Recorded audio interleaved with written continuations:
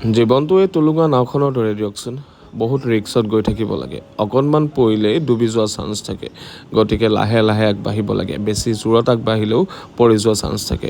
সেইদিনা আছিল আমাৰ প্ৰথম জাৰ্ণি। এনেকৈ সাজু পোৱাৰ আগত গণেশ মন্দিৰটো পাই সেৱা এটা কৰি আগবাঢ়িলোঁ। কাৰণ গোটেই বছৰটোৰ কাৰণে আমি আগবাঢ়িছোঁ। আমাৰ সেইটো প্ৰথম জাৰ্ণি আছিল। আমাৰ প্ৰথম জাৰ্ণি আছিল আমাৰ কেম্পৰ পৰা দাগাপাৰালৈ।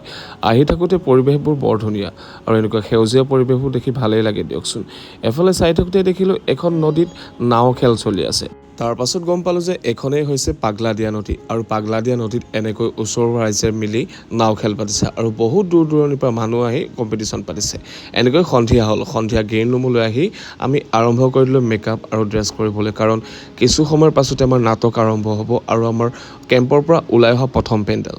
আমি ইতিহাস থিয়েটাৰ পৰিয়াল এনেদৰে ৰাইজৰ মাজলৈ ওলাই আহিছোঁ আৰু অসমৰ ইমূৰৰ পৰা সিমূৰলৈ আমাৰ নাট প্ৰদৰ্শন কৰি গৈ থাকিম। আপোনালোকে আশীৰ্বাদ কৰিব যাতে আমাৰ গোটেই যাত্ৰাটো সুন্দৰভাৱে পাৰ কৰিব পাৰোঁ।